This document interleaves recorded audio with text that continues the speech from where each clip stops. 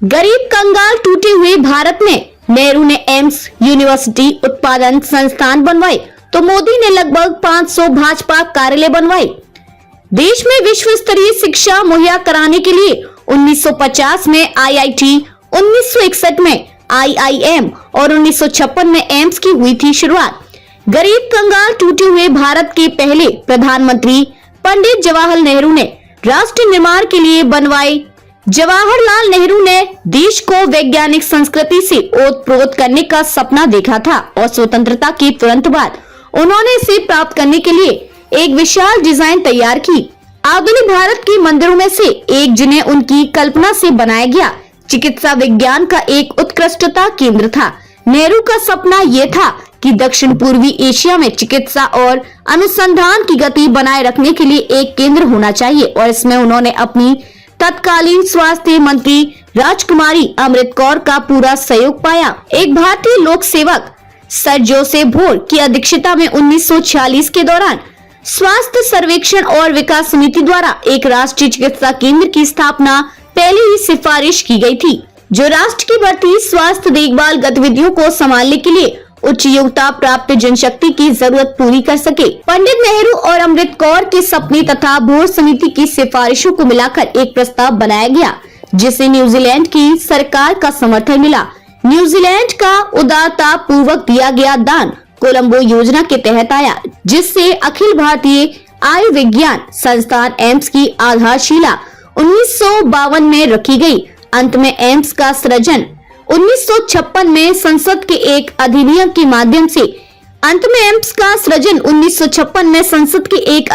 माध्यम से एक स्वायत्त संस्थान के रूप में स्वास्थ्य देखभाल के सभी पक्षों में उत्कृष्टता को पोषण देने के केंद्र के रूप में कार्य करने हेतु किया गया था। अखिल भारतीय आयुर्विज्ञान संस्थान की स्थापना सभी शाखाओं में स्नातक और स्नातकोत्तर चिकित्सा शिक्षा में अध्यापन के पैटर्न विकसित करने के उद्देश्य से संसद के अधिनियम करने के उद्देश्य से संसद के अधिनियम द्वारा राष्ट्रीय महत्व के एक संस्थान के रूप में की गई थी, ताकि भारत में चिकित्सा शिक्षा के उच्च मानक प्रदर्शित किए जा सके। स्वास्थ्य गतिविधि की सभी महत्वपूर्ण शाखाओं में कार्मिकों के प्रशिक्षण हेतु उच्चतम स्तर की शैक्षिक सुविधाएं एक स्थान पर लाने और स्नातकोत्तर चिकित्सा शिक्षा में आत्मनिर्भरता पाई जा सके। देश में विश्व स्तरीय शिक्षा मुहैया कराने के लिए 1950 में आईआईटी, 1961 में आईआईएम और 1956 में एम्स की शुरुआत की गई। उन्होंने 1961 में नेशनल इंस्टीट्यूट ऑफ डिजाइन बनाया, जबकि मौजूदा सत्ता एम्स और यूनिवर्सिटी की बजाय पार्टी ऑफिस बनाने में मशगूल है।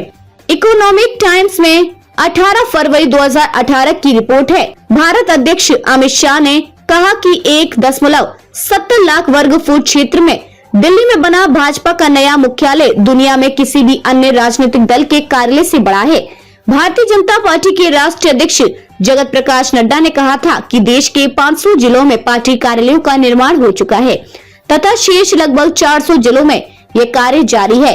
कमलनाथ ने भाजपा पर सवाल ट्वीट के माध्यम से किया था कि दिल्ली में भाजपा के 700 करोड़ रुपए की लागत से बने बीजेपी कार्यालय के निर्माण कार्य के लिए पैसे कहां से मिले। एनडीटीवी की खबर अनुसार एसोसिएशन फॉर डेमोक्रेटिक राइट्स के अध्ययन के मुताबिक 2017 से 2018 में बीजेपी ने अपनी आय 1027 करोड़ बताई है। 2016 से 2017 में 1034 करोड़ आय थी। मीडिया रिपोर्ट में है कि अब जो भी चंदा राजनीतिक दलों को मिलता है उसका 80 से 90% बीजेपी के हिस्से में जाता है। बीजेपी के पास पैसा आया है, सिर्फ एक पार्टी के पास ही अधिकतम चंदा पहुंच रहा है। यह भी बहुत कुछ कहता है। चंदे के पैसे ये तो कई 100 बहुमंजिला कार्यालय नहीं बन सकता। बीजेपी की ज्ञात आय तो 1000 करोड़ है। इतने में दिल्ली से लेकर बहराइच तक जमीन खरीदकर अपार्टमेंट जैसा कार्यालय बनाना संभव नहीं जान पड़ता। पत्रकार कृष्णकांत के फेसबुक वॉल पर लिखते हैं, नेहरू ने देश के साथ सच में बहुत गलत किया। अगर एयरपोर्ट और रेलवे स्टेशन बनवाने की शुरुआत ना की होती तो आज बेचने के लिए इतनी मेहनत क्यों करनी पड़ती। बताइए, 6 एयरपोर्ट एक साथ नीलाम करना पड़ रहा है। 6 एयरपोर्ट की नीलामी प्रक्रिया पहले से जारी है। 6 और एयरपोर्ट नीलाम करने के लिए तैयारी चल रही है। 6 साल हो गया है और अभी कोई विभाग पूरा नहीं बिका। रेलवे स्टेशन, खदान, स्कूल, अस्पताल, नवरत्न कंपनियां, शिक्षा, मेडिकल, परिवहन, बहुत ज्यादा है। इतना बड़ा देश है, एक ही दिन में कैसे बेच दें? खरीदार भी तो चाहिए। कुछ लोग कह रहे हैं कि क्यों बेच रहे हो? मैंने तो पहले ही कहा था मैं देश नहीं बिकने दूंगा। अब ये नहीं कहा था कि खुद ही थोड़ा थोड़ा बेचूंगा। सब थोड़ी कहा जाता है, लेकिन ये भारतवासी सब बड़े भोले हैं, अनकहा समझते नहीं है। अब देखिए, नेहरू के समय से ही देश में शहरीकरण और औद्योगिकरण शुरू हुआ। उसी के कारण आज पलायन हो रहा है। ना शहरीकरण होता, ना उद्योग धंधे होते, ना मजदूर शहर जाते, ना ये दिक्कत आती। यह सब ना होता तो भारत अब तक विश्व गुरु भी बन गया होता। लोग ये समझते नहीं। अब ये नया तमाशा है कि सबको घर पहुंचाओ। हमारे भगत लोग सही कहते हैं कि शहर गए ही क्यों, गए तो अब लौटना क्यों? खैर जाने दो, मैं तो 6 नए एयरपोर्ट बेच रहा हूँ।